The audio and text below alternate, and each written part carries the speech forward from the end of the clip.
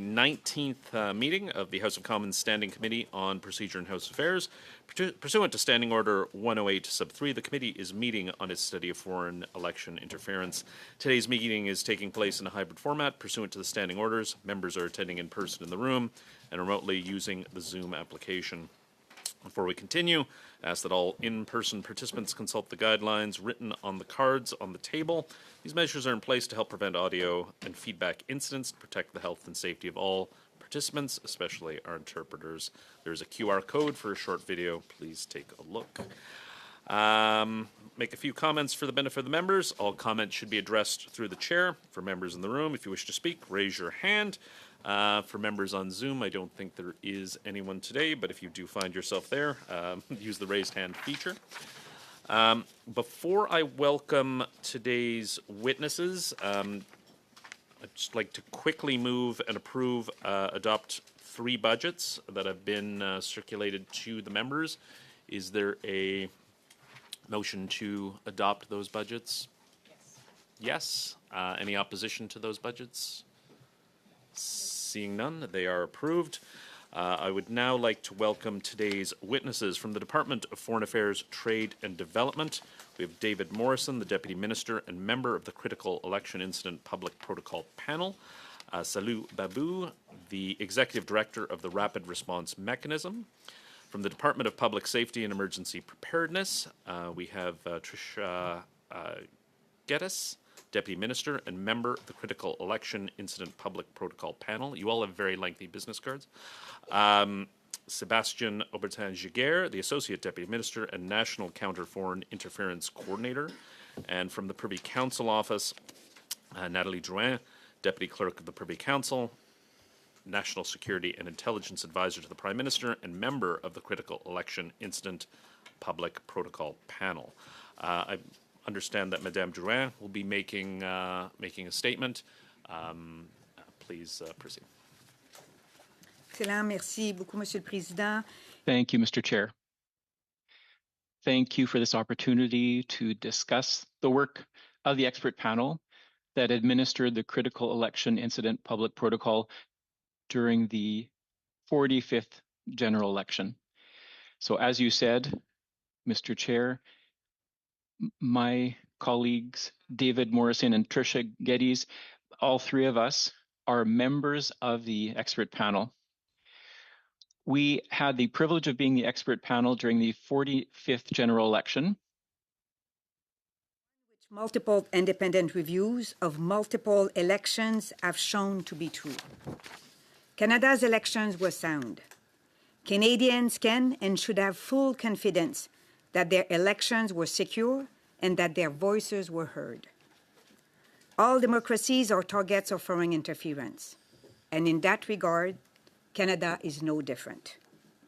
As we heard during the public inquiry into foreign interference, there is always a baseline of foreign interference observed by our intelligence agencies who work very hard to mitigate. It is important to note, however, that we did not see a spike in foreign interference activities during the elections. While we must remain vigilant against continued foreign attempts at undermining our democracy, Canada has implemented robust measures that have and will continue to protect the integrity of our elections. In the most recent election, we implemented an enhanced protocol. Our efforts produce a greater level of preparation and transparency than any election before. To support the evolving work of the panel, the Clerk of the Privy Council issued a guidance outlining that the panel should consider the full range of actions available to the government, including communicating with Canadians.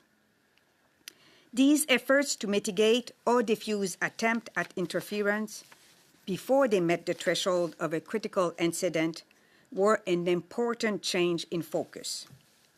Nous avons travaillé à atténuer les problèmes We worked to mitigate the problems as soon as they emerged, and we did not delay in informing Canadians when necessary. We weren't starting from scratch. Our efforts were based on lessons learned from previous elections and on recommendations from independent reviews as well as the findings of the public inquiry into foreign interference.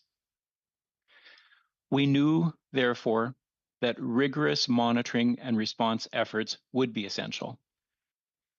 The government also put new protective measures in place.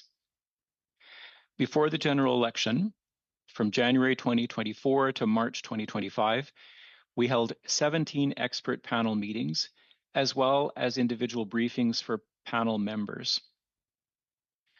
We also strengthened interdepartmental coordination. There's also been increased collaboration with SITE, the Security and Intelligence Threats to Elections Task Force, to obtain ongoing intelligence analysis and better threat mitigation. Trust and resilience in the Canadian public.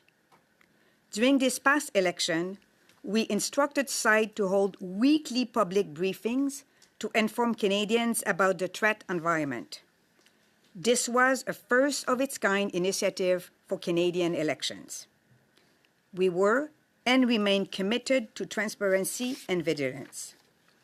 During these briefings, our experts provided accurate and timely information about matters such as transnational repression, particularly by the PRC against a conservative candidate in the elections, efforts to amplify contrasting narratives about political candidates across a variety of social media platforms, efforts by Russia to undertake foreign information manipulation and interference activities online, incidents where politicians' names were used to promote cryptocurrency and financial activities. Government officials also provided regular briefings to clear political party representatives on the threats landscape before and during the elections. We expect that foreign interference activities would happen, and we were prepared for them. But despite their existence during the election, the panel, informed by the task force activities, was able to determine that none reached the threshold of threatening the election integrity and its outcome. Permettez-moi d'être clair, la 40... Let me be clear. The 45th general election was not compromised. It was conducted safely and securely. We mitigated malicious activity through layered defenses across multiple domains. We continuously monitored the digital environment, quickly assessed emerging threats, and carried out targeted countermeasures that disrupted and even neutralized attempts. On the diplomatic front, we engaged with other governments, including reminding foreign missions of acceptable uses of rules of conduct. Since the last election, we have continued our efforts to strengthen Canada against foreign interference. We have implemented or are in the process of implementing nearly 70% of the recommendations of the public inquiry into foreign interference. We have published draft regulations for the foreign interference transparency regime, and an appointment process is underway to designate the first commissioner.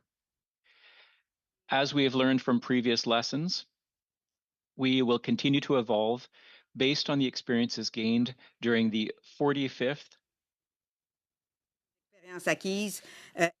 So the experiences gained during the 45th general election. For the first time, we have published a retrospective report summarizing the deliberations and decisions of the expert panel during the transition period. I hope this report will be useful to this community. In closing, I would like to reiterate that to ensure Canada's security and sovereignty, it is essential to continue to ensure that Canadians can freely and fairly exercise their right to choose their democratic representatives. Thank you, and we are available to answer your questions now. For 6 minutes, please. Thank you, Mr. Chair. Thank you to the witnesses. During the last federal election campaign, the SITE task force at the direction of the Critical Election Incident Public Protocol panel made a public announcement that there was a foreign information operation targeting Mr. Carney, deliberately amplifying narratives in a coordinated way to Chinese audiences. That operation involved WeChat articles from the Yuli Yumian account that were then amplified on other WeChat news accounts. Do I have that right? Yes. Okay. Now, the Yuli Yumian account is WeChat's most popular news account with links to the Chinese Communist Party's Central Political and Legal Affairs Committee. Is that right as well? Yes. Okay. Now, the social media engagement from these articles was high, even exceeding the engagement level on Chinese state-controlled media outlets, such as the People's Daily, correct? Yes. And by a high social media engagement and views, the articles about Mr. Carney received between 85,000 and 130,000 interactions and an estimated 1 to 3 million views, correct? I don't recall those specific numbers. I don't know if my colleagues, yeah. Yeah. Correct, okay. And WeChat has a large footprint amongst Chinese diaspora communities in Canada, with the number of Canadian users estimated to be over 1 million. Is that right? Yes.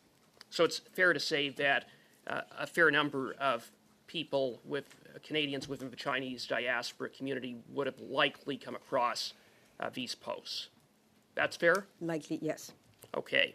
Now, the articles portrayed Mr. Carney in a largely positive light. Is that a fair characterization? I think we'll say that it was a mixed bag of positive and negative comments on Mr. Carney. Yeah, I've reviewed a translation of one of the main articles in question, and I've reviewed media reports from the time highlighting contents of the articles in question. The articles refer to Mr. Carney as a, quote, tough guy, a savior, an old hand, well-versed on finance matters. One of the Chinese Communist propaganda pieces was a 2,000-word WeChat post titled, quote, the United States facing a tough prime minister from Canada, closed quote. I'd say by any objective standard, Mr. Carney was being cast in a pretty positive light. So again, as I said, we saw both, we saw different posts. Some were positive, others were negative.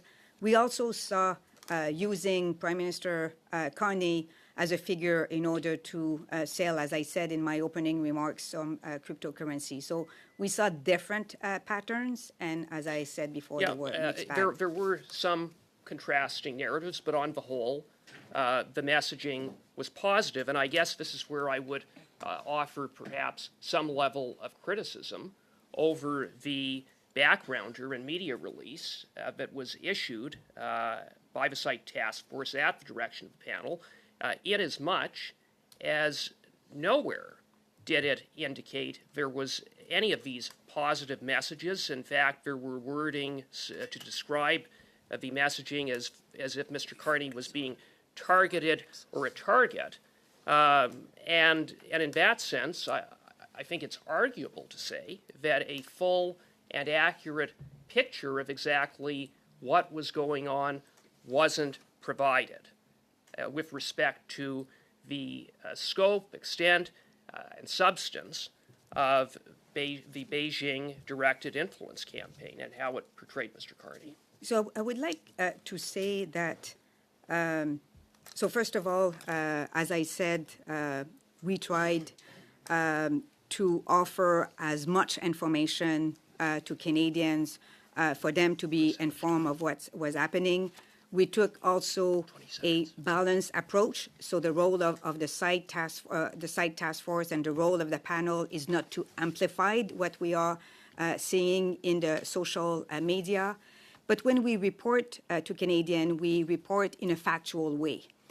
We are not taking judgment on whether or not it's positive or negative. I'll let you continue, if I can, Mr. President. I'll let you continue, but I have a limited amount of time, and that is entirely the point, presenting in a factual way.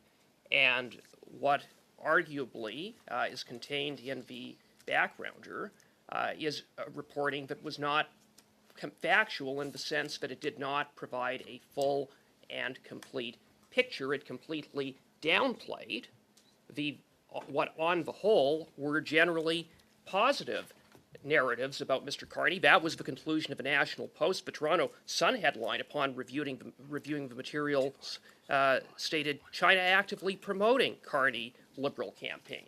And yet, if you just read the release, you'd have no idea of that. You'd actually likely draw the opposite conclusion of that. I will give a chance to my colleague to respond, but as I was trying to say, what we report is when we see an attempt from a foreign actor or a non-state actor to influence in an unauthentic way, this is what we are giving as an information to Canadians. And please, David, you can add.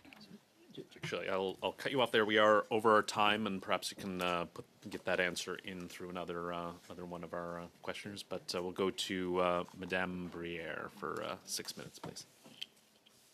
Merci, Monsieur le Président, et merci. Thank you, Mr. Chair. Thank you to our witnesses for being here with us this morning.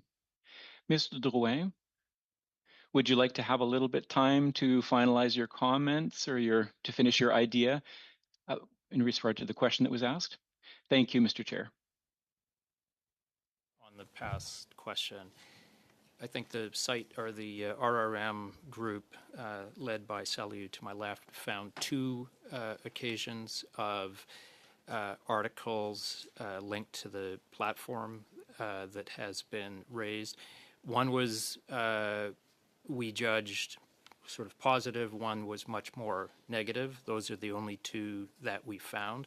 We called them out because of the nexus to the foreign state rather than because of what they said. So two articles only at slightly different times. I believe one was before the election was called and one was during the election, and a different tenor to both articles, and that was it. So that was just to clarify. Thank you. Merci. Thank you.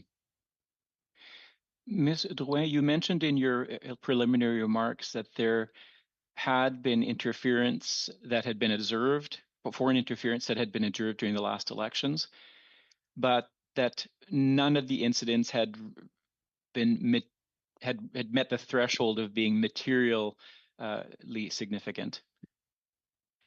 Est-ce que vous pouvez... So can you explain how you assess the threat risk that of foreign interference in elections? And can you explain how you drew the conclusion that the threshold wasn't met? Thank you, Mr. Chair, for the question. First of all, chaque incident has to be looked at on a case-by-case basis. There is a wide range of criteria that we look at to determine whether the threshold has been met or not. First of all, we look to see if the news has penetrated the media landscape, or the social media landscape rather, and then we look at the ecosystem as well to see if other media, such as nonprofit organizations or intelligence agencies in Canada, were able to address the situation or correct the situation. And also whether Canadians were able to be informed in time before voting. So those are the criteria that we look at. And as I said initially, at no time did we conclude that the elections had not been sound and, generally speaking, or on a per riding basis as well during the 45th election. Thank you. You also said that there had been a lot of transparency and resilience and that you had been in more regular contact with Canadians. What feedback did Canadians give you? Did they appreciate your work? The weekly meetings that were televised by the site task force were very well received. sensibilisation, They allowed for greater awareness and so greater resilience on the part of Canadians with respect to cybersecurity, foreign interference, and even transnational repression. But maybe I could ask my colleague from public safety to speak. His department works is very hard on developing resilience among Canadians. This is one of the functions that my colleague here, who has appeared before our Counter Foreign Interference Coordinator, takes very seriously. We're trying to build greater resilience in communities, vulnerabilities across this country every single day, not just during elections. But I think that what we have received as feedback from our briefings during that time period were that the information promoted specifically about the elections was extremely beneficial to the communities, helped them to better understand the ecosystem in which the elections were taking place. I think it is something we need to continue to do, though. One of the lessons we took from this election period is that not just that continued technical briefing to media and to communities, but actual direct engagement with the communities most affected is a hugely important step that we can be taking. Thank you. Et est-ce qu'on vous a mentionné que... And were you told that there was information that comes from AI and deep fakes, and that's where concerns are coming from, or the concern resides? processus électoral face à... And are you building trust in the face of the rise of AI? Well, I'll start by saying that one of the conclusions of the commission was that disinformation and misinformation are one of the biggest risks that we're facing in terms of our democratic processes. So, and that's an ongoing job. It never ends. the deep fake. You talked about deep fakes. Offrir, We are on the verge of offering MPs in this House a training session on how to counter deep fakes. étude-là, Canadians are talking about that as well. They're talking about their concern about AI. This technology has a lot of potential, but there are fears associated with it as well. la sécurité de cette Canada is working on the safety of that new technology, and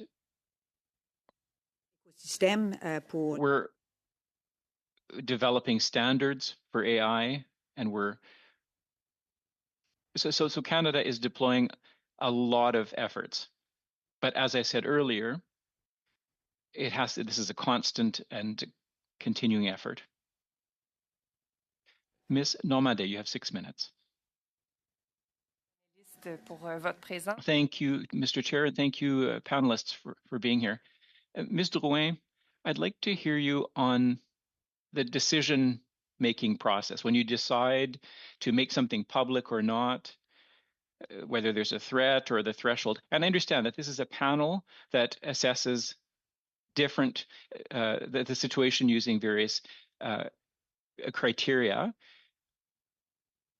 L'information qui a été... So the decision, so the potential that the information can affect the credibility of elections, what degree incidents could determine the outcome of elections. So these are criteria that are very objective, and they're related to credibility. But some of the criteria seem quite subjective to me. So I want to know on the panel, how are decisions made, whether the threshold is met or not? Is it a collective exercise? Is it consensual, or is there somebody can speak out about it?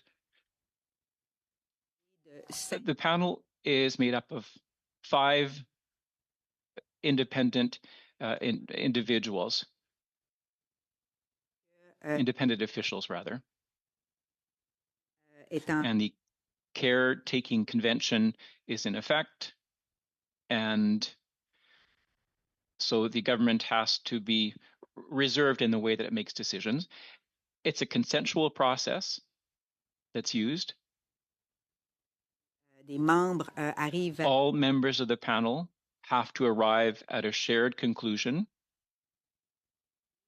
In reality, what often happens is that when an incident is brought to our attention, the first thing we do is we look at the information.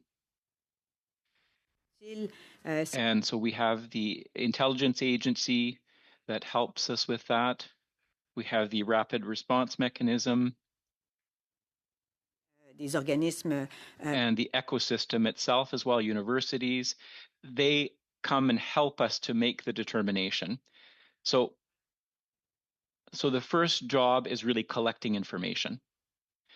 Okay, I understand that you work on a consensual basis, but would it be correct to say that if there is no consensus, the information will not be shared publicly? So each panel member has a veto on what's made public? One thing that's interesting to say, and I said this initially, is that we had held 17 preparatory meetings. And one of the things that we did the most was look at scenarios. We worked really hard on scenarios that were very difficult to develop our understanding and our ability to analyze in a joint way. So that's it was very helpful. And there has never been, there was never a situation where we agreed or we disagreed entirely. So, and everybody's comments enriched the decision. And one of the contributions of the last protocol, and I don't want to, I'll use this expression, though it's not, is we communicated with Canada even when we were below the threshold. And that's why we held weekly meetings. We talked about specific situations at those meetings. Do you have anything that you want to add? Well, one of the impressions that I have is that there's a population level. Now, I understand we don't want to necessarily alarm Canadians. We don't want to create, we don't want to take away from the credibility of the process. But should there not be an intermediate level for the various political parties? So where the level of the threshold would be different than it would be for sharing with the Canadian public. Parties can have a different reading of the incidents. So is that not a problem in terms of the confidence that MPs can have in this process? Well, there are a number of briefings were offered to the various political parties. Each political party had representatives, and that had a security clearance so that they could attend these briefings. So yes, we can give more information to those representatives that we can give to the general public. And we used that vehicle very, very much during the final or last election. Did you want to add something? Since an election period is quite short, how long does it take to share that information? How much time does it take between the time that you receive a piece of information or intelligence and then it's analyzed and that you decide that you have to share it with the political parties? How much time does that take? It depends. I remember during the last elections that the panels would receive information every morning. They might receive it during the day as well. They receive an assessment. The site task force. From the site task force, or if there are contributors have identified an issue. I think we all remember a situation where, we set up a meeting right away. We'd received information. We set up a meeting right away, and we used our secure virtual system to debate the situation, to discuss it. So it can be very fast. The decision to take steps that are available to us, that can be done very quickly. And then we discuss with the political party. So it can be a question of hours before that information is sent to the relevant individual. So again, if you can perhaps get that answer into a different question, we'll go to Mr. Culkins for 5 minutes, please. Thank you, Chair. In your opening remarks, Madam Drouin, you talked about mitigation, but my sense from dealing with this issue now for most of the past Parliament and this one, starting up in this conversation again, is that the organization that and the task force, everybody's very good at detecting, but the countermeasures and the mitigation is never really fully understood, I think, by the Canadian public, other than basically communicating with the public that something is happening. Can you tell us, without exposing any tradecraft secrets, what countermeasures you're actually doing that Canadians are unaware of? So, as I said, it's a multi-layers type of things that we can do. So, we can do some diplomatic démarche, and my colleague from Global Affairs can talk about that. CSIS can do threat reduction measures. We can engage with a social media platform.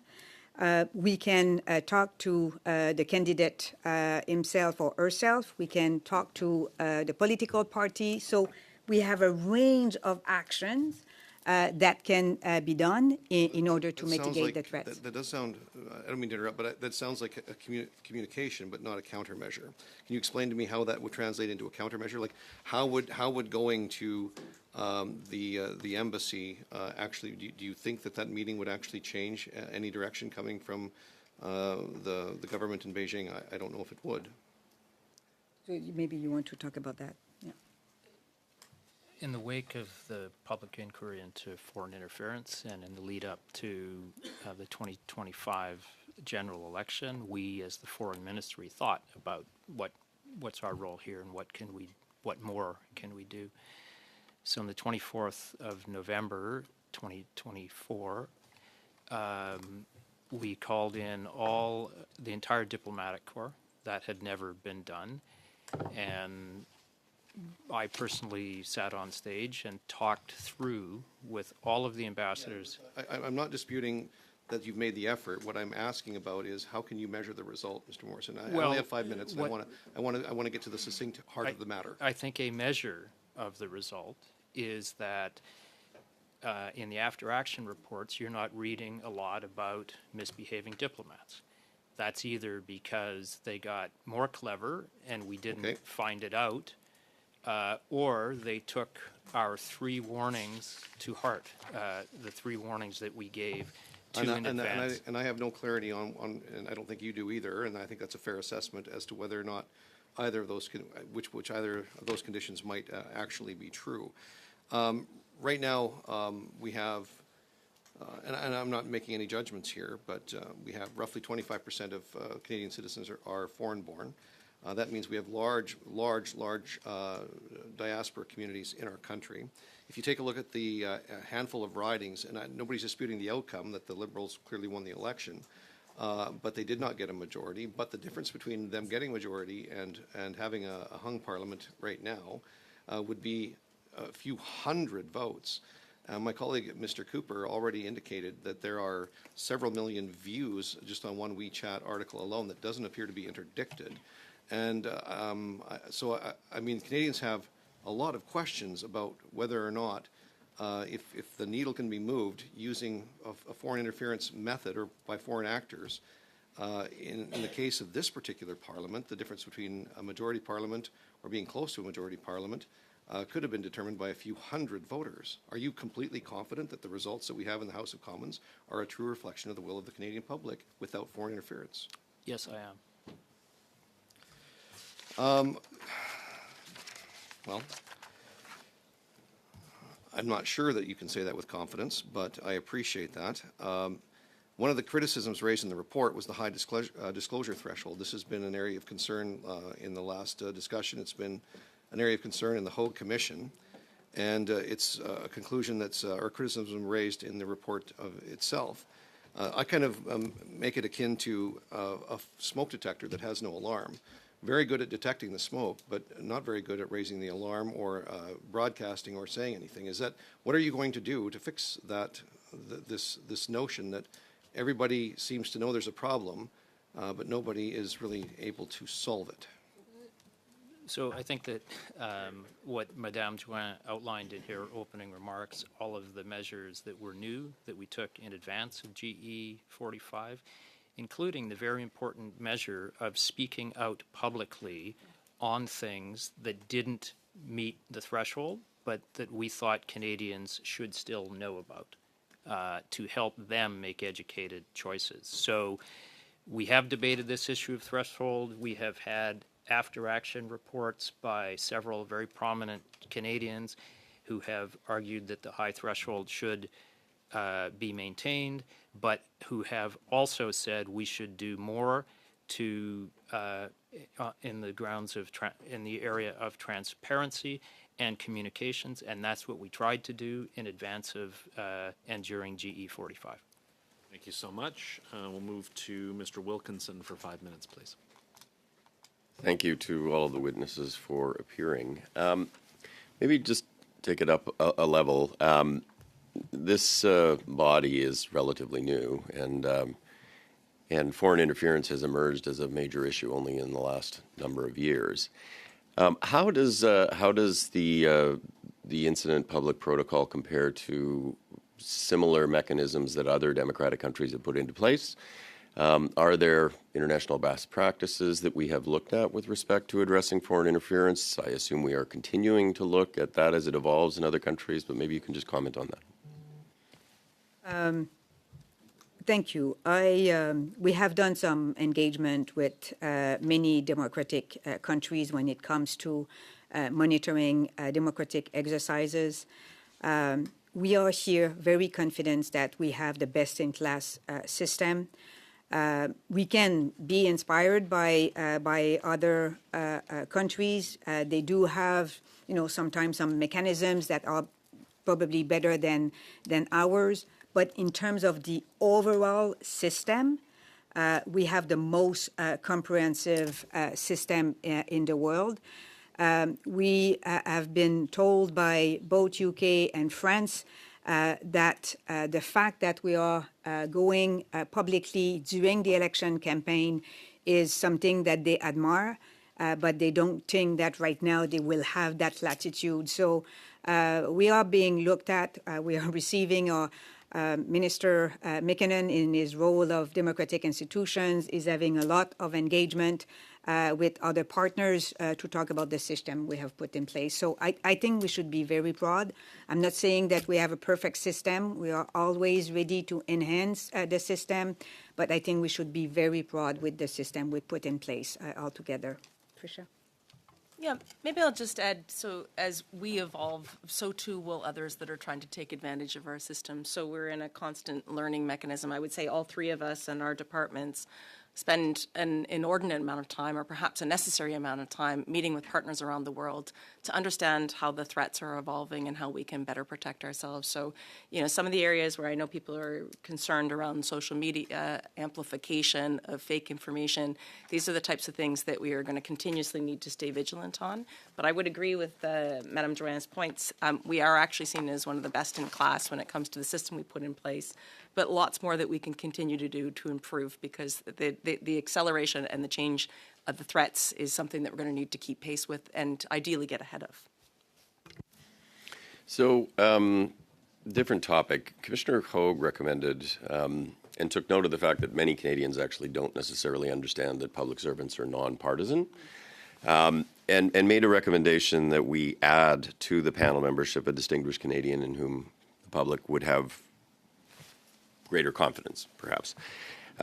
And the clerk, I understand, did send a letter to all of the political parties in March to try to achieve unanimity with respect to that recommendation. To be honest with you, it seems to me like a very reasonable recommendation that could enhance the credibility of the work of the group on the part of Canadians. That unanimity was not achieved, and I guess my question is, I don't understand exactly why. I think it's a pretty reasonable thing to do.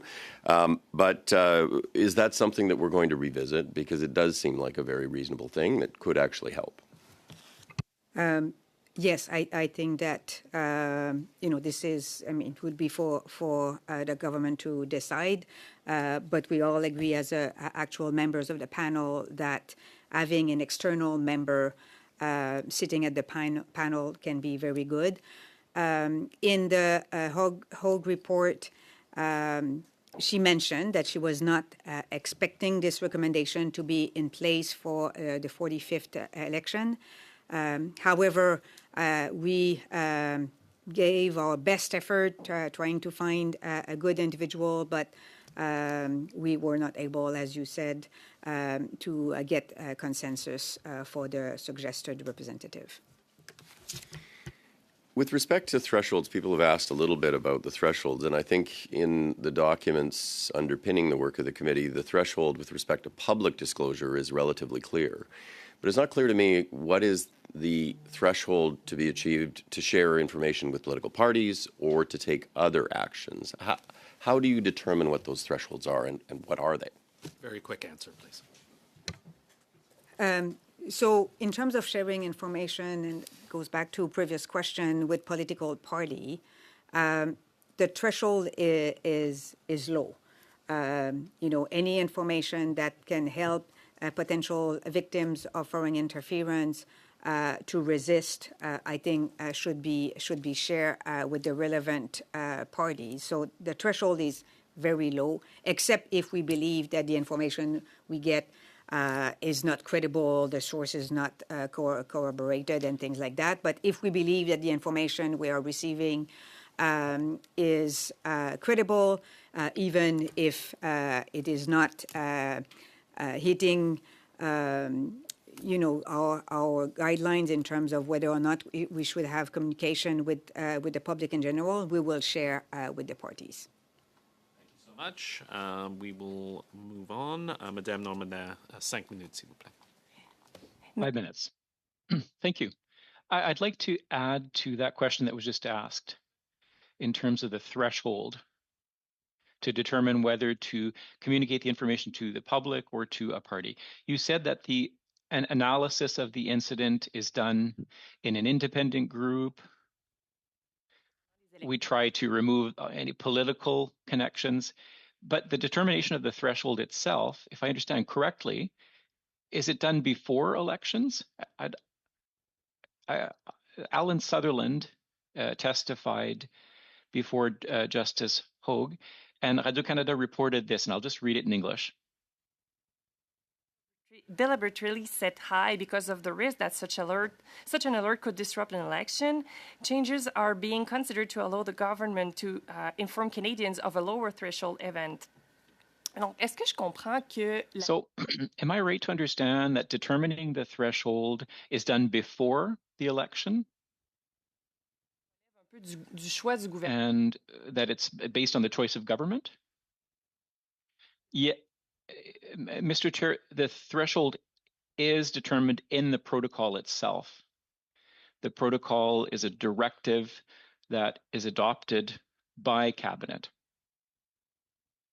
Now, we talked about this earlier. There was an inquiry, a board, and an independent review that analyzed the threshold. So we did get feedback on the threshold itself. And we didn't want to influence elections. Est arrivé à la conclusion que... So we determined that the threshold had to remain high, so as not to influence the elections themselves. Okay, but the last word though comes back to a government entity, right? In terms of determining the threshold, but yes, but as I said, we had a lot of feedback. There were 3 rounds of discussions. There were reviews of the current threshold, and I'm sure that government would be willing to recommend to incorporate new recommendations that were sent to us. Est-ce que la détermination des seuils se fait de... So does determining the threshold, is that done in the same way for political parties? Is it done before elections, or is it done in collaboration with parties? I understand that there are external reviews that are done, but do parties have something to say in terms of what information is sent to them. How does that work? How does that dynamic work between the task force and the parties? In terms of sharing the information, in terms of sharing sensitive information with political parties, and I'll ask my colleague Tricia to answer this, but it's more the threshold that's set by our intelligence entities. They will tell us what needs to be shared or not to the targeted individuals. So, for example, what we get from the rapid response mechanism, there's a lot of it's a lot about corroborating the information.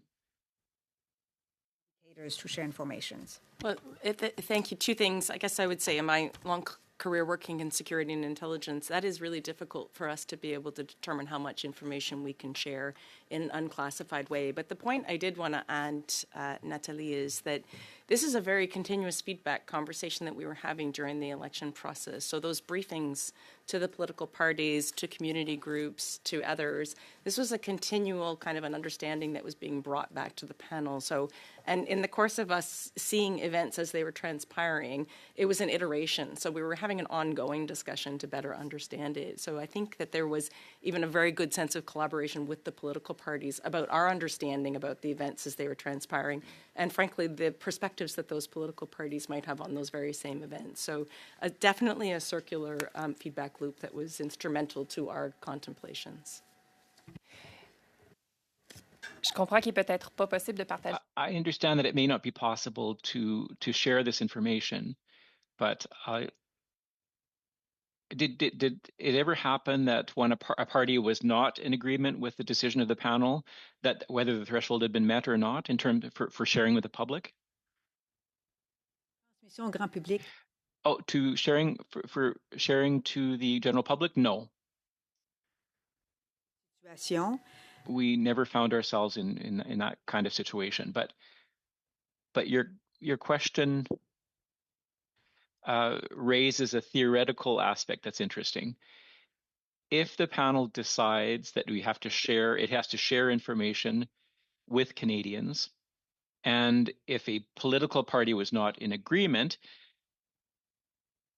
yes, we could have had decisions or a discussion about how to communicate the information to Canadians, but it would be up to the panel to communicate with Canadians. Van Popta for 5 minutes, please. Thank you, Mr. Chair, and thank you to the witnesses for being here. I'm reading, I read the report from your panel, the retrospective report on the 45th general election. Thank you very much for that. And three of you are highlighted in the forward by the clerk of the Privy Council as having contributed a great deal to the work of that committee, of that panel. In it you say, or he says, John Hannaford, I am pleased to inform that none of the incidents of foreign interference in our election reviewed by the panel threatened Canada's ability to have a free and fair election. But yet on the next page, I quote, foreign interference activities in Canada continue to be pervasive, sophisticated, and persistent. Now those two sentences seem to contradict with each other. And later in the report you quote Madam Justice Hogue, who said that foreign interference in Canada's elections is an existential threat. But yet you say none of this had any impact at all on the outcome of our election. Perhaps you could explain that. It doesn't seem existential to me. It seems like foreign interference is a bit of a nuisance that we have to swat away. I'll take a swing at that, if I might. As Madame Drouin said in her introductory remarks, and as has been said around various tables, and has been said going back by our security agencies a decade or more, foreign interference is a fact of life in Canada, and this your study, the public inquiry on foreign interference, the other studies have, I think, very usefully helped to educate Canadians that foreign interference is an ongoing fact of life and we need to be on guard for it. What I think Madame Drouin tried to say in her introductory remarks is that that baseline is what we are paying attention to, and we pay very close attention during a writ period because our democratic institutions are by definition vulnerable in such a period. And during general election 45, we did not see a spike from that ongoing baseline of foreign interference. So, Without a spike, was it still an existential threat? I'm I- struggling with, there seems to be a contradiction there. I don't see the contradiction. I think that Madame Haug wrote a very detailed report in which she chronicles all of the foreign interference that we're aware of in the past number of elections, plus the ongoing foreign interference. She comes to the conclusion, and it's in her letter at the front of the summary, that the two areas that Canadians need to pay very close attention to are firstly foreign information manipulation and disinformation. The acronym is FIMI, which is a growing area, and it could get very scary with artificial intelligence and deep fakes. We did not see that in general election 45, but we need to be prepared for it. The second area that Madame Justice Haug warned about is transnational repression. And that's a sort of a complicated term, but it means that countries pursuing former nationals or maybe dual citizens of their countries overseas on Canadian territory, and that's off limits as far as we are concerned. And just, if I might, what we did see in the Joseph Tay exercise that I know you've already talked about was a kind of digital transnational repression. So it exists. Thank you very much. A good comprehensive answer. I want to talk about the Joseph Tay situation. My understanding is that your panel at some point did raise awareness with Joseph Tay and or his campaign, but you left it quite late in the election. Like E-Day was April 28th, and I think that wasn't until middle of April that you actually raised it with him, claiming that before that time that there had been low engagement and you didn't think it was necessary to raise the alert. Yet it became a very existential issue for him later on. Why didn't you alert him sooner? I'll turn to my colleagues for that. I do know that the activity that was featured in December 2024, the so-called bounties that had been associated with Mr. Tay from the Hong Kong government, did receive online traction in December 2024, and that online engagement had died down considerably by the time he became a candidate and the writs had been issued. We did discuss it a lot as a panel, and I'll turn to my colleagues for the details. We're well over. I'll cut you off here. A reminder to colleagues, and all sides are guilty. If you ask a question with 5 or 10 seconds left in your round, I have let it go, but it may be a shorter response cut off from the chair because of it. We'll go to Madame Kayabaga for 5 minutes, and then we'll take a short 5-minute break after that. Merci, Monsieur le Président. J'aimerais... Thank you, Mr. Chair. First of all, I would like to congratulate Ms. Drouin on her new nomination to represent Canada in France. So congratulations for that.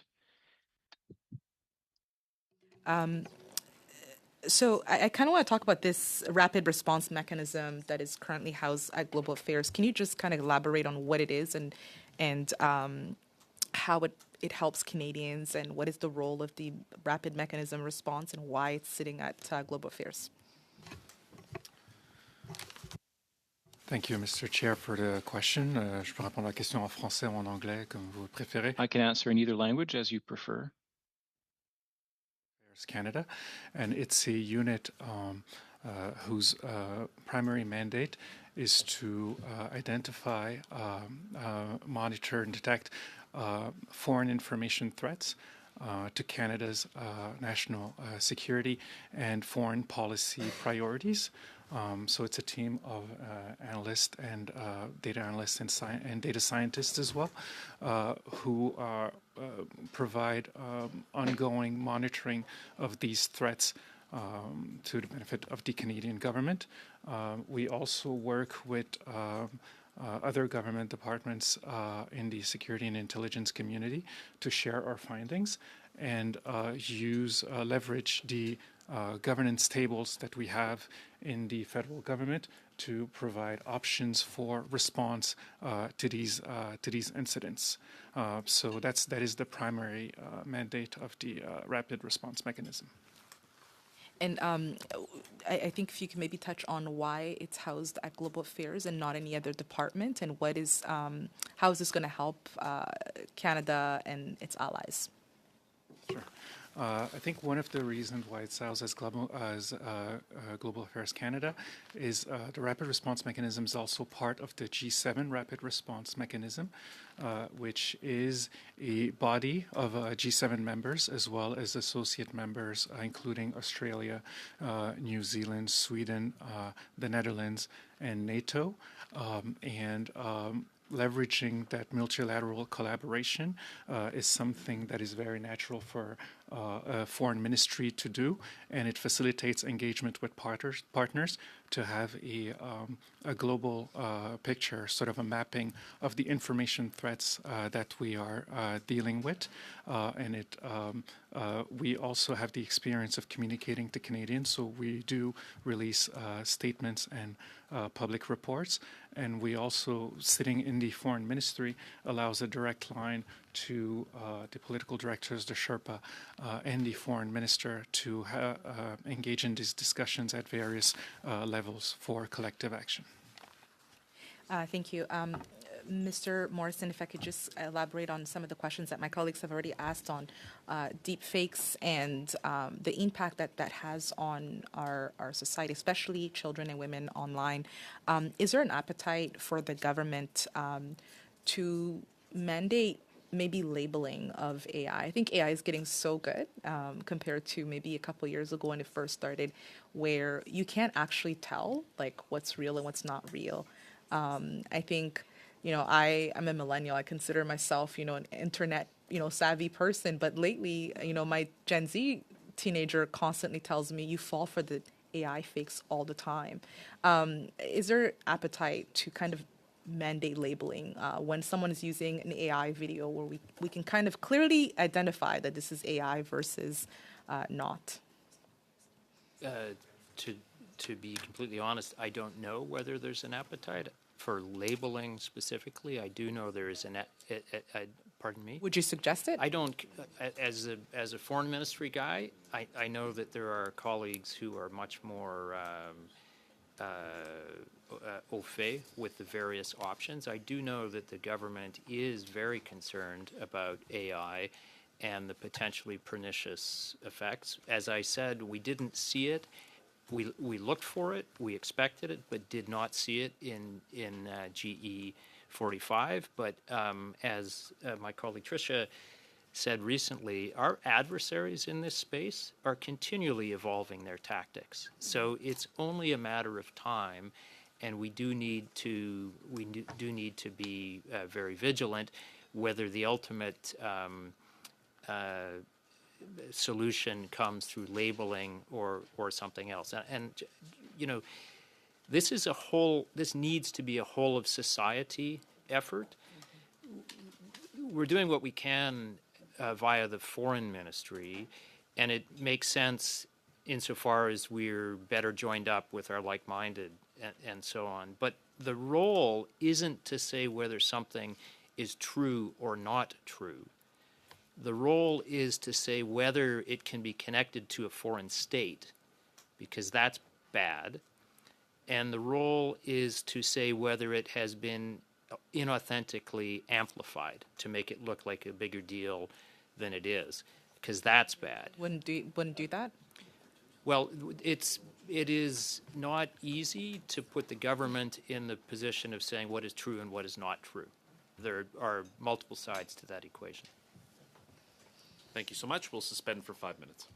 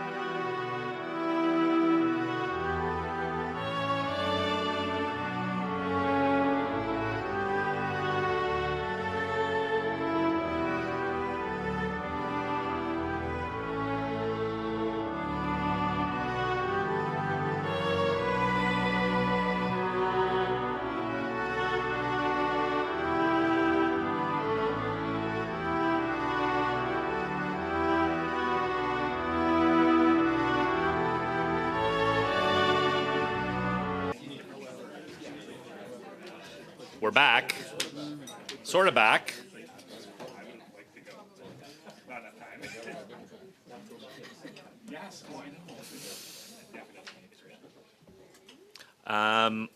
We will proceed with Mr. Jackson for 5 minutes, please. Thank you, Chair. Thank you, Chair. Nice to meet you folks. I have to say, as a new member of Parliament, this whole situation has been alarming to me. And so the conversation about what the public knows without alarming the public is one that I'm quite interested in, because I would argue that when I go around and ask people if they know about this situation in my constituency, they have no idea and they don't believe that it's happened in Canada. They think I'm a crazy tinfoil hat person when I'm talking about the Joe Tay situation. And so I'm just curious, in terms of the downplaying that we're doing to try and not alarm the public. You know, there were comments that were made about the actions of Paul Chang in relation to Joe Tay, and then the Prime Minister decided to go out and defend the integrity of Paul Chang. I know some of you were advising the Prime Minister at that time. I'm just wondering, how well in advance of the situation that Joe Tay was experiencing, how well briefed in advance was the Prime Minister before Mr. Tay was informed, or the campaign of the Conservatives was involved? So when we are operating as a panel of 5, we do not get any authorization or clearance from the Prime Minister before talking to political parties. Right, but I'm not saying you had to get approval from the Prime Minister to inform Mr. Tay or his campaign. I'm wondering, at what point was Mr. Carney informed as Prime Minister about the situation that was ongoing? I mean, to be clearer, I haven't briefed the Prime Minister during the general election about those matters. My connection were with the clear representative from the Liberal Party, as I had also a contact with the clear representative of other parties. So the Prime Minister came out and encouraged one of his MPs who had encouraged a Conservative candidate to be turned in for a bounty, and the Prime Minister was not briefed by his National Security Advisor on that matter before he spoke publicly about it. Is that what you just said? Repeat the question. Was before the Prime Minister went out and defended Paul Chang's comments and called Paul Chang a man of integrity, he was not briefed about the Joe Tay situation by you, his foreign or national security advisor. Is that correct? It was not briefed by me during the general election.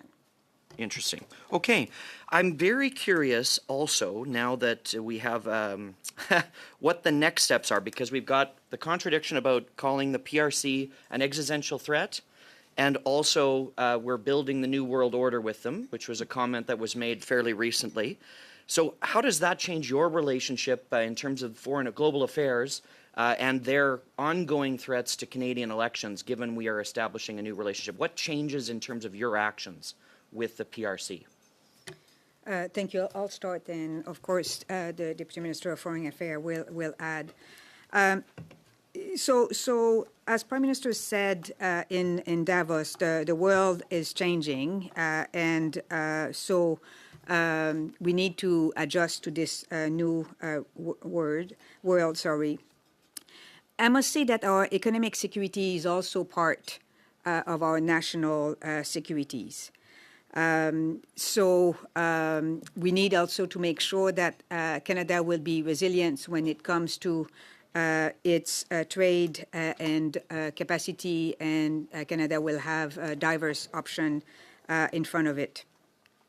However, it's not because we are pursuing, closer economic ties with China in some specific sectors that we are abdicating our responsibilities when it comes to national security concerns. And it's not because we are re-engaging on the economic side with China that we are saying that what we have said before does not exist anymore. And one important thing that we did when we were in China was also to talk about national security, to open the conversation when it comes to law enforcement and the rule of law.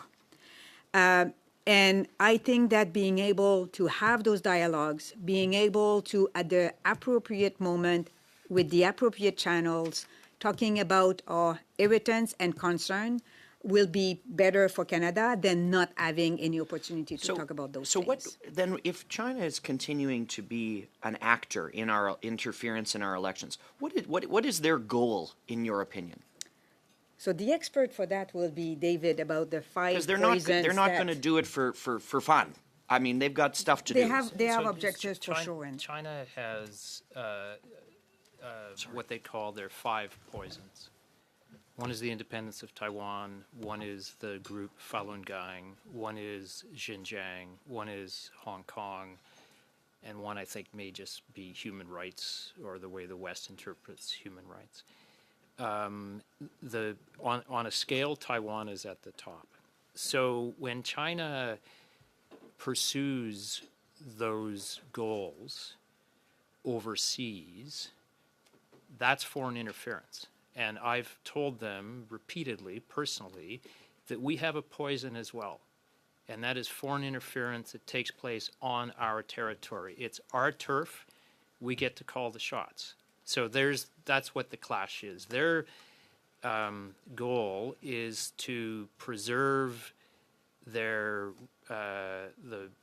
Communist Party of China and the territorial integrity of China, and they see those 5 poisons as threatening it, and they overreach, in our very strong view, when they pursue their 5 poisons agenda in other countries, including Canada. And that's where we clash on what is foreign interference. Going to have to cut you off, Mr. Morrison. We will proceed to Mr. Lewis for 5 minutes, please. Thank you, Chair. I want to thank the witnesses here for the work that you do and for taking the time to meet us today. As you stated in your opening remarks, all democracies face foreign interference, and as we know, Canada is no exception. Your work on the critical election incident public protocol understands the importance of having robust, credible and evolving measures to protect the integrity of our democratic institutions. So I appreciate the work you do to ensure that Canadians can have the confidence in our elections and that they're conducted safely, securely, and with integrity. And as I hear today, this work is necessarily ongoing. Threats are evolving, technologies change, and public trust has to be continually earned. So you mentioned some timely countermeasures, progress in implementing the recommendations of the Foreign Interference Report, and these are all things that contribute to safeguarding our security and our sovereignty. Ken, I'm not sure exactly who wants to answer this, but we've touched on some of the things, but can you talk about some broad strokes of how the threat of foreign interference has changed in recent years leading up to this general election? What are the trends that we're seeing? Thank you. I'll start, and my colleagues will add.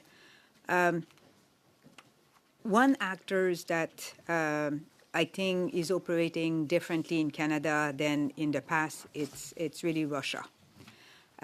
Before the illegal invasion of Russia into Ukraine, Russia didn't have a lot of interest when it came to Canada's democratic exercises.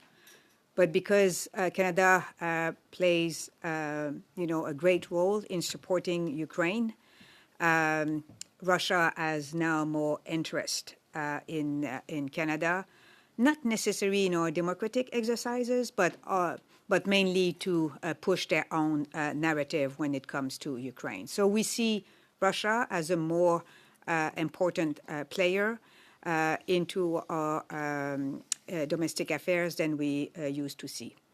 The other thing, and we already talked a little bit about that, is really on the cyber side.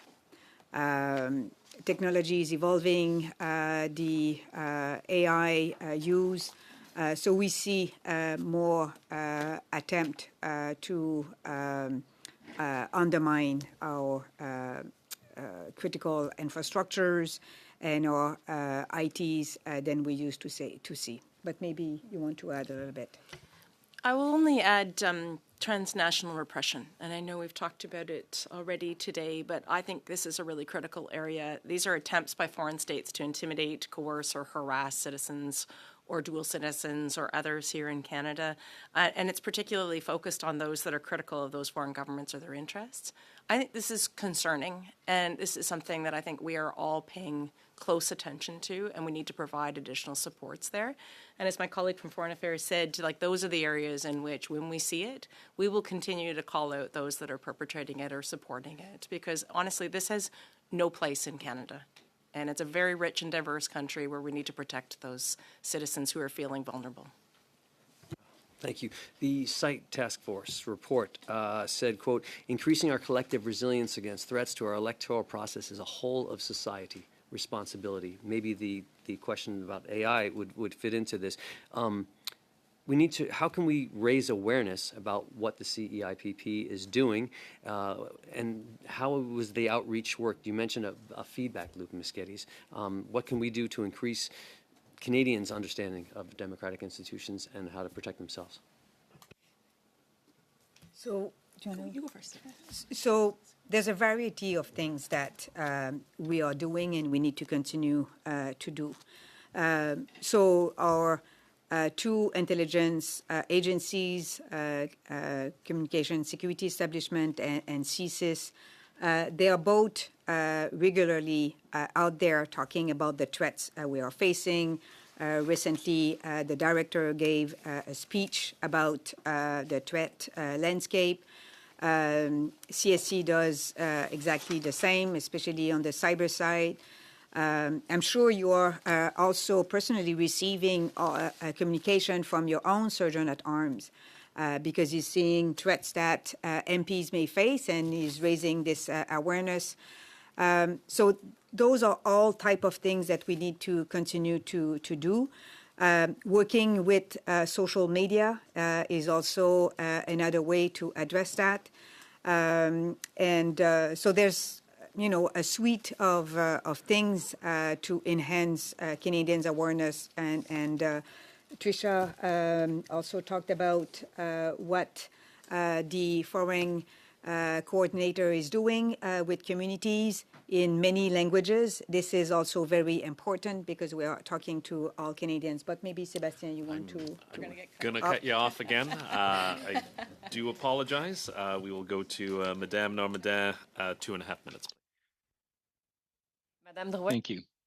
Ms. Drouin, in my earlier question, you had said that there are very few situations where the panel would have decided to make information public and where a political party would not have been in agreement.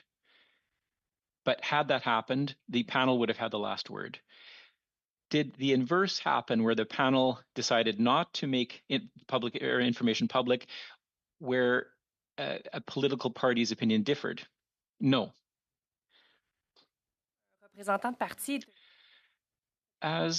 Since a political party representative is has to keep the information confidential and cannot pass on the information to a targeted individual, how is the decision made whether or not to communicate with a member or an MP?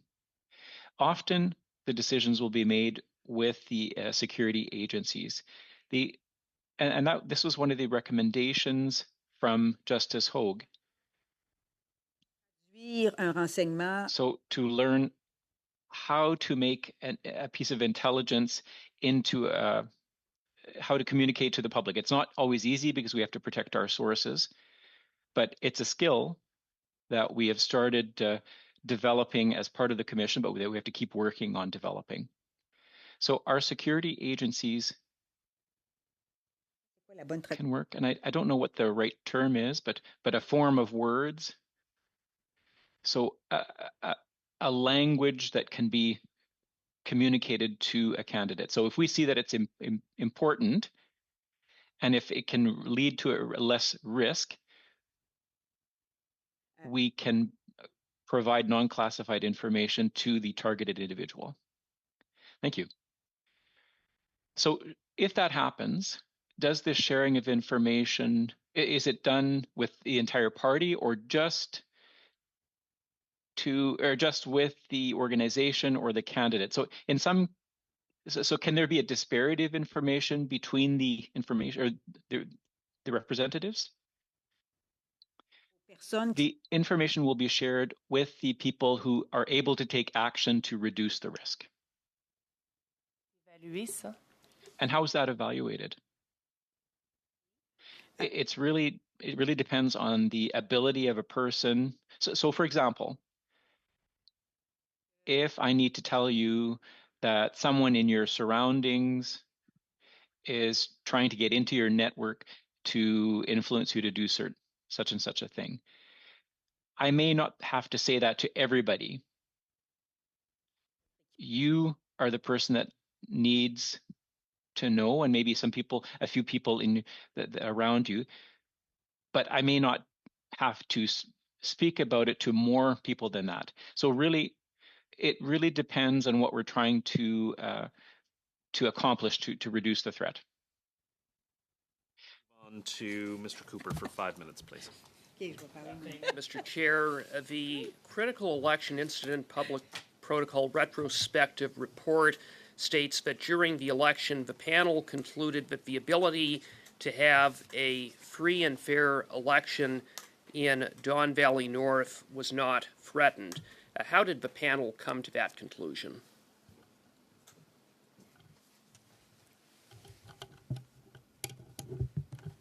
Because, this is Joe Tate, maybe Tricia, you want to take this one, but because we were able to address what the candidate was facing in the early stage and redress the situation. Maybe, Tricia, you want to add? Well, a couple things I guess I would add. We did discuss this case a great deal, and one of the principles that we are involved in is to ensure that we're not amplifying foreign interference where we feel it is not having an impact on the election results. So that is one of the principles of the panel. We did take a number of actions at that time to ensure that the candidate himself had information at his disposal, also to make sure that the RCMP had information. Like, there were a number of actions that were being taken then, but a very careful and deliberate conversation happening amongst the panel members as to whether or not we felt that this had impeded the ability to have a free and fair election in that riding. So here's the situation. Joe Tay, as the Conservative candidate, had a bounty placed on him by Hong Kong police. He was subject to a social media disinformation campaign by Beijing. In addition to that, he came before this committee and testified that he and his volunteers were harassed and intimidated. There were threats of violence, including a supporter receiving a parcel containing a dress splattered with red paint, simulating blood, and stabbed through the chest with a knife, sent as a graphic warning not to support his candidacy. Mr. Tay's residence was surveilled on at least one occasion. There was a door-to-door disinformation campaign targeted at members of the Chinese diaspora community, including Chinese seniors' homes. Mr. Tay reported that there was a significant drop in voter participation at seniors' homes in the riding, Chinese seniors' homes, and during the campaign he was warned by the RCMP that it was unsafe to canvass. It was so bad that he had to be checked in upon on a day-to-day basis whether it was safe enough to go out and canvass. And all of this is happening in Canada during an election campaign. So in the face of all of that, what possibly could it take before the threshold would be met to say that this is not a free and fair election, that there is something here, and at the very least, a full public notification needs to be made? Maybe just, you can add, Tricia, but maybe just to say that we did a regular follow-up also with the Conservative Party during the campaign. We also offered private security to the candidate, a program that was also available to all MPs facing threat. And we were reassured by the party that the campaign was unfolding in the riding. Well, I think most Canadians would be absolutely shocked that this sort of thing would be happening in Canada. I mean, it's quite astounding. And now the backgrounder provided by Privy Council office noted that there was a deliberate and persistent campaign, including disinformation targeting Mr. Tay. Can you confirm if Beijing's Toronto consulate was involved in directing the interference campaign against Mr. Tay in Don Valley North? Maybe we can talk to the engagement we had with China's representative on foreign interference. There was no suggestion that we picked up of engagement by the Chinese consulate. We did address the overall issue of foreign interference by China in the elections with personnel, as we did with all other governments. But we had no suggestion of active involvement by the Chinese consulate. Well, I'll cut you off there, Mr. Cooper. We'll go to Madame Briere, please. 5 minutes. Thank you, Mr. Chair. Dans le rapport final de... In the final report of Commissioner Hogue, it says that work was done in 2 phases. First phase, the interference activities done by foreign actors, and second, the information flow in government with regard to those activities. So how do you assess your work in that regard? The response rate, or how you responded to things? In terms of the flow of information, we implemented a system that allowed us to determine who was reading what. This is a responsibility that's important when it comes to briefing the Prime Minister. Là, on parle pas durant les élections. Là. So, and we're not talking about during elections. I'm talking when the government was up and running. Avec mes équipes. And so I determine with my team, dirigeants des organismes, with the heads of the security agencies and public safety and foreign affairs. So I determine what information the Prime Minister needs to have. Quand même, and the exercise requires a lot of judgment, determining what the Prime Minister needs to know as he undertakes certain actions. It has to take into account availability as well of the Prime Minister. Faire parvenir l'information que l'on juge la plus pertinente. We send him information that we feel is the most relevant at the time that he needs it. D'autre part, que si l'information mérite. So if the information warrants being heard by the Prime Minister, I think we can understand that he will find time to listen to it, right? When we're dealing with an emergency, there's always a way, and there's always availability on the part of the Prime Minister when there's information that needs to be heard. So I see there's a certain balance that needs to be achieved. So you need the information that can be public, and then the confidential side of things as well. Il y a un équilibre aussi à atteindre. And then another place where balance is needed is to disclose information that can impact national security. Could you talk a little bit about that as well? Well, maybe I'll start by saying that in recent years, and all the questions that people have asked, or that you've asked earlier, it all comes down to the idea that transparency is needed. It's a basic principle. Canadians need to be informed.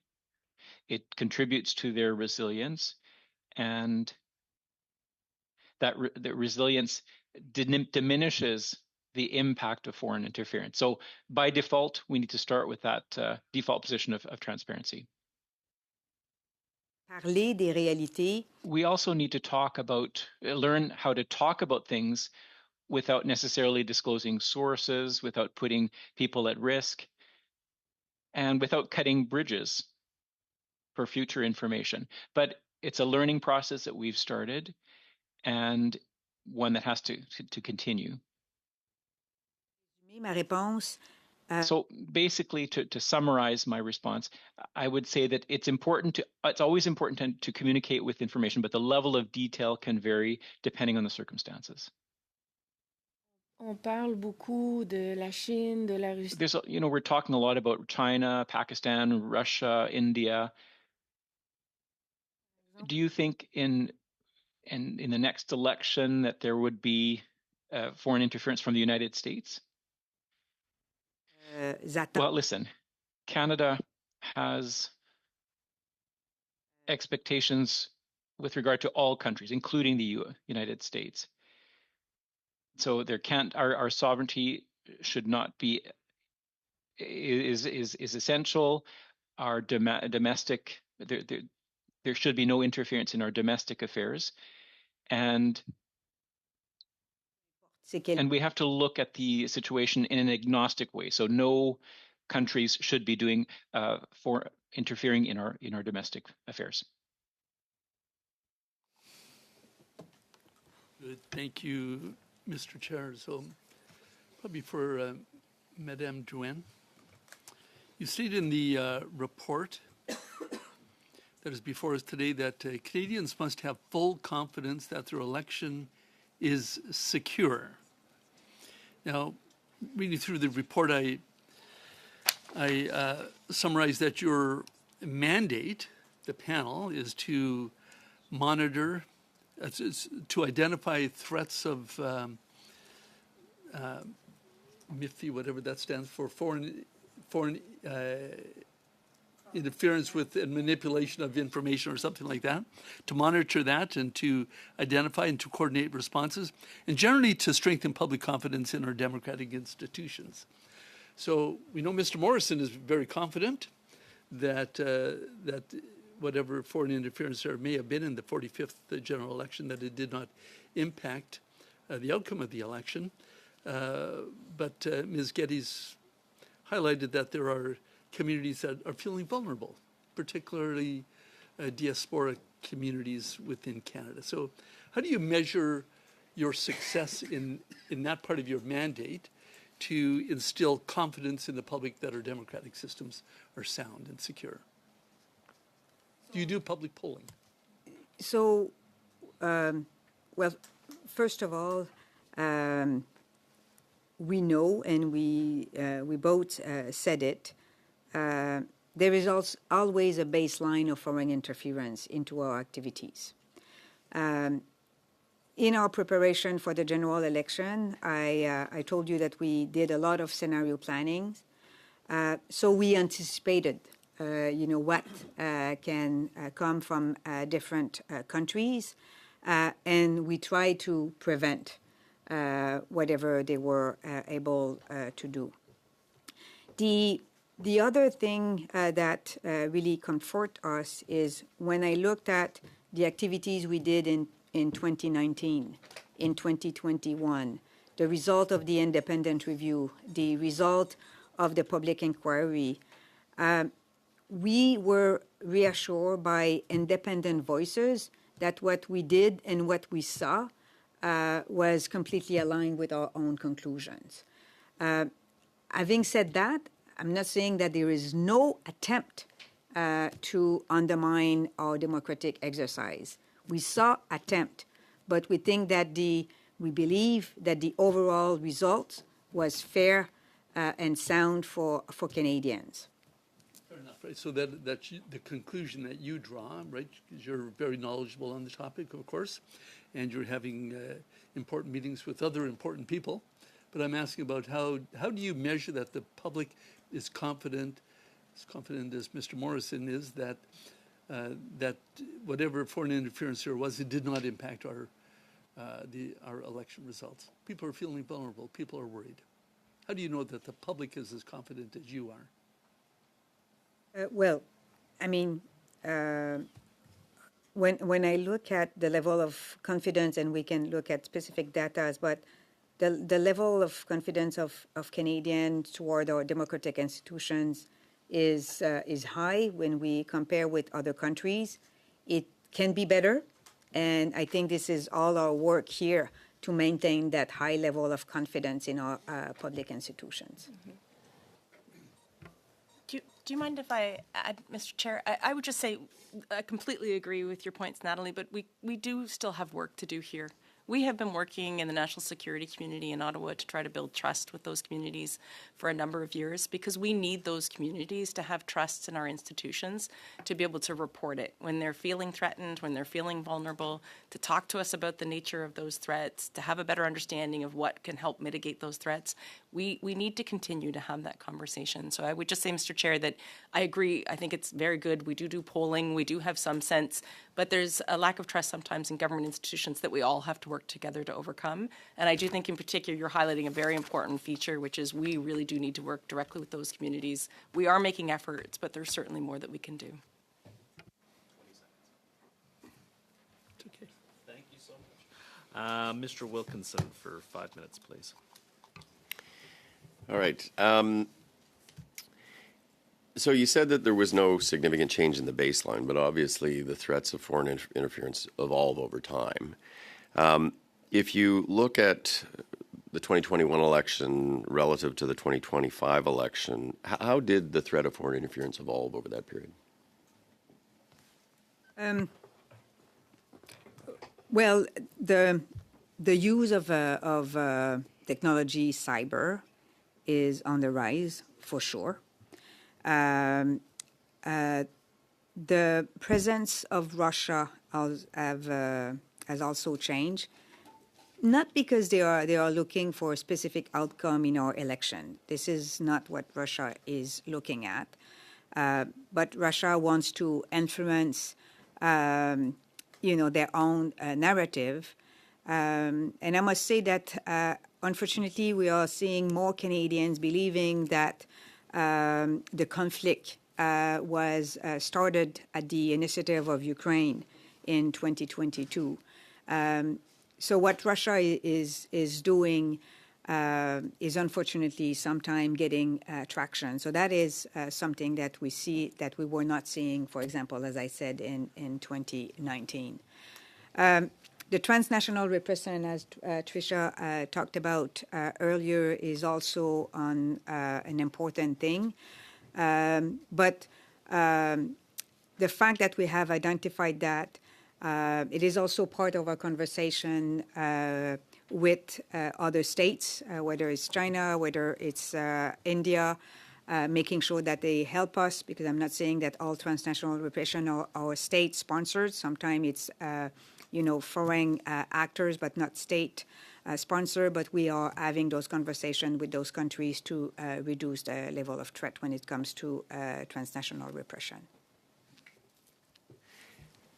So, and you guys have sort of touched on this in a number of different answers, but if you think about the work that you did during the 2025 campaign, what did we learn that can be applied to the next election? And what are some additional things that the government should be thinking about doing to ensure that we are appropriately protecting our institutions and our elections?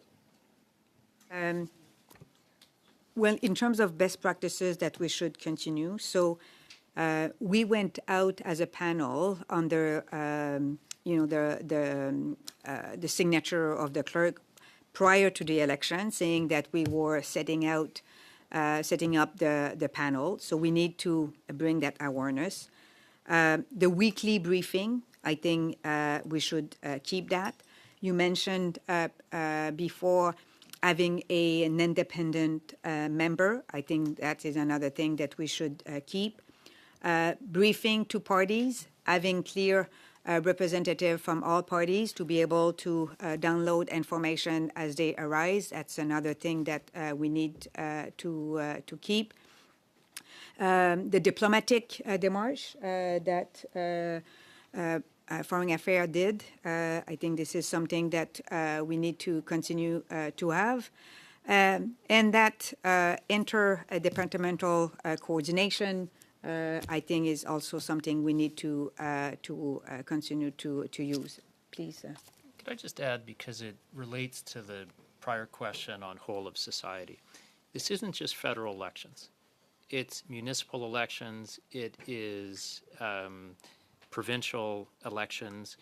Our adversaries can think longer term. So we need to continue exercises like the one we're engaged in right now to raise the awareness of Canadians throughout the country at all levels of government and in civil society and in academia, that this is a thing that is not going to go away. So that the kind of publicity and best practice sharing and awareness that this problem doesn't have a simple fix is a thing that needs to go on between elections. Oops, you actually foreshadowed my next question, which is historically we've often had difficulty sharing sensitive information with provincial level governments. And yet we obviously must also be concerned about interference in provincial campaigns. So what are we doing? What should we be doing to appropriately engage the provinces to ensure they are prepared? So I could take that question. In fact, I'm going from this committee appearance to a federal, provincial, territorial conversation with deputy ministers of public safety across the country. At every single one of those discussions, which happens at least once a quarter, we have this conversation about what we've seen, what we've learned. We've brought in members of the site task force. We've offered briefings directly to each of them as they prepare for their elections, both within the provinces, territories, but also in the municipalities. So we're doing a big, broad outreach to those provinces, territories, and municipalities, because David's point that this could affect all of them equally is entirely correct. I would also say that if there was one other thing that I think we should continue to do in the lead up to these elections is to increase our communications through different modes and through different languages. And I think that's one of the areas in which our provincial and territorial counterparts are very good at informing us of the ways in which they're able to reach their constituents and ensure that it's being made available in the languages of their choice. Beyond just English and French, those are really important tools that I think we should continue to drill down on. But totally agree with you, and in fact, I will raise it with them again this afternoon. Thank you. Thank you so much. Madame Normandin, 2.5 minutes, please. Merci beaucoup. Thank you very much. We know that after an election, and with a minority government, we never know, that's the case with a minority government. Now we never know when the next election will be called. So you've talked about confidence in public institutions and that confidence is eroding around the world. This context is very different. The commissioner has not yet been named, although there are names that are circulating. There's a discussion with China, which is one of the main sources of foreign interference. We've seen Liberals have to leave Hong Kong, Taiwan rather. Avec tout ça. So, given all of that context, how can the task force be ready for the next elections and to ensure that Canadians will be confident in the process with this landscape change that is happening very quickly? I'll start by saying that, and this was one of the recommendations of the inquiry, but that the site task force should become a standing group and not a temporary group or a group that's just operating during elections. So site is now a permanent group, and now it will be housed. And of course, this is a group that represents a number of organizations, but the group will be located in the Privy Council office. So now there's a permanence to that group. Last year, site was also used for by-elections. during by-elections, the caretaker convention does not apply, but we still needed a team that was following up on the election. So a site was used for that purpose. Que le Canada ne soit pas aussi gros que d'autres. So Canada may not be as big as some other countries, but our teams that are working on national safety or national security are very strong. And there's a continuity in terms of the expertise they have. D'une élection à l'autre. So we have that continuity from one election to the next. Thank you, Mr. Chair. I'm going to follow up on my last line of questioning respecting Beijing's Toronto consulate and their involvement in targeting Mr. Tay. Mr. Tay testified before this committee that he believes Beijing's Toronto consulate was involved. He cited, for example, supporters being summoned by Beijing's Toronto consulate. That constitutes direct interference. So in the face of that, how can the panel possibly conclude that Beijing's Toronto consulate had no involvement? My information in saying that I believe I said I'm unaware of any information, intelligence that would suggest that Toronto's consulate was involved. In the case of Mr. Tay, we did démarche the Chinese embassy here in Ottawa about the online activity dating as far back as December 2024, because there we had a direct link between the PRC and the online action taken against Mr. Tay. As a member of the panel, I'm not aware of any other involvement by the PRC. So just to confirm on that point, with respect to Beijing's embassy in Ottawa, Global Affairs had information or had linked the embassy to some of the disinformation on various social media platforms with respect to Mr. Tay. Is that correct? Or we had linked the Chinese government, and we passed the message via the Chinese embassy. Okay. And with respect to the activities of Toronto, the Beijing consulate, you had no information regarding activities such as summoning individuals?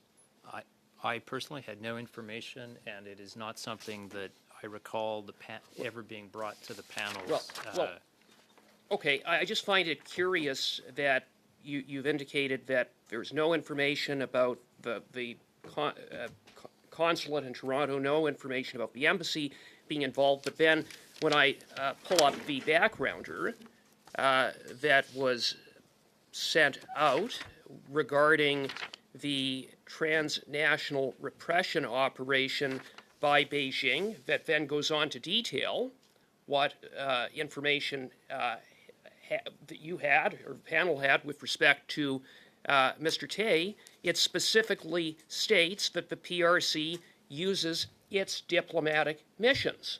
So why would that be specifically referenced in the backgrounder? And here you are saying, well, actually, no, that's not the case.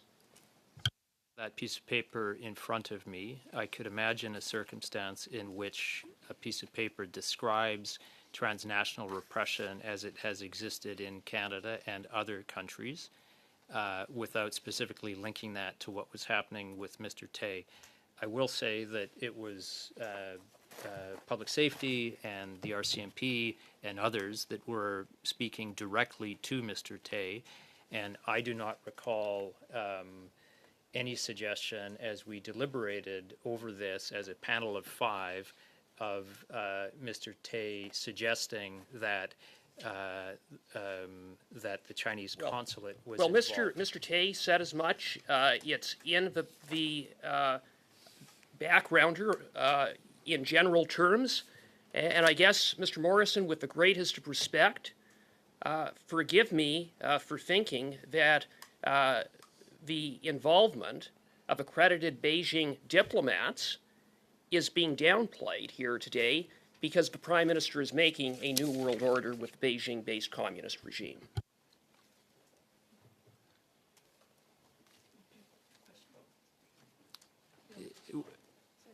I'm not certain what the question is. Mr. Cooper, you have 30 seconds left. It's a conclusion, and I think one that is pretty evident. Now, the backgrounder issued by the Privy Council that I referenced states that the site task force has observed a transnational repression operation targeting the 45th general election. It then goes on to cite the specific case of Mr. Tay. And I just want to be clear, was the campaign broader than Mr. Tay? Very brief response. The three instances that I know of are Mr. Tay, which was a digital operation, and the two instances that we have already discussed with respect to Prime Minister Carney. Thank you so much. We'll move to Madame Kayabaga for 5 minutes, please. Thank you, Chair. And maybe if I could just get from either Mr. Morrison or Madame Droit some comments on some of the recommendations that you can make to improve critical election incident public protocol, security intelligence threats, and the rapid the RRM. If you have any recommendations on how we can improve those three systems that you can put out to the committee, would be great.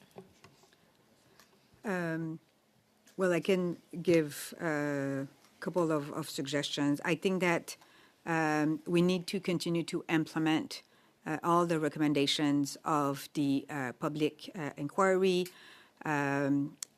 For example, we did some improvement at the last election, but we based those improvement on a clerk guidance. I think it will be good to enshrine those new best practices into the protocol, so maybe something that we can look at. RM is a fantastic unit. It can be also, even better equipped to be able to operate all year round. So I know that this is something we are looking at right now, especially to be able to detect foreign, unauthentic, or amplification tactic in Canada. So when I say foreign, can be state or non-state, but at least seeing some activities coming from abroad.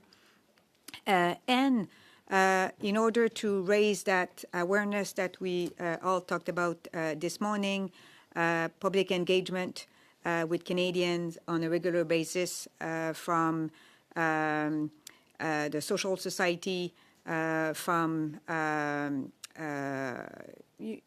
other media, from the different branches of government is something that we need to continue to work on. So when you said for the RM, are you meaning you need more staff? Yes, I mean more staff, more capacity, and also a clear mandate that they are operating year-round. And I should have said, and maybe I can ask Sébastien, you previously refer to the registry. I think that this is something that we need to implement. So maybe you can talk about the early stage we are in, Sébastien. Yes, absolutely. So I can confirm that the Privy Council but the government has proposed a nomination of candidates, and that there needs to be 2 resolutions, one in the House, one in the Senate, about this candidate, and that the matter has been referred to PROC. So I think this was done today. We have, I think, excellent candidates.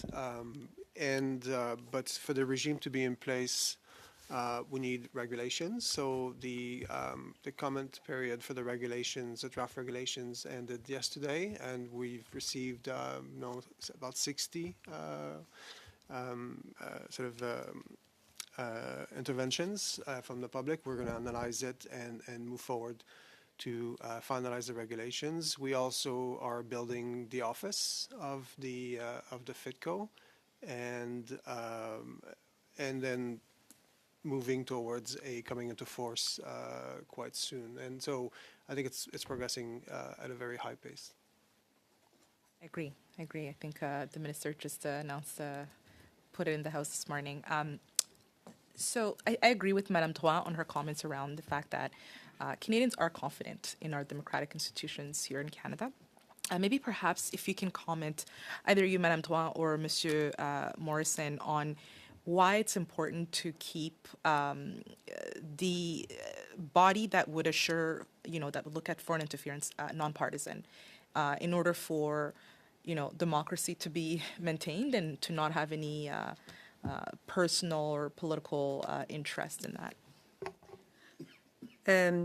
Well, first of all, we have a very important value as Canadian, and this is freedom of expression, and we need to respect that. We have a very strong democracy, and we need to uphold that democracy. So monitoring and talking to Canadians about incidents we are seeing during an election should not be seen as a partisan exercise in order to favor one option to the detriment to the other one. So this independence is really crucial because otherwise the whole system will fall apart and we will not be in a better position. Thank you so much. I'd like to thank our witnesses. This committee is adjourned.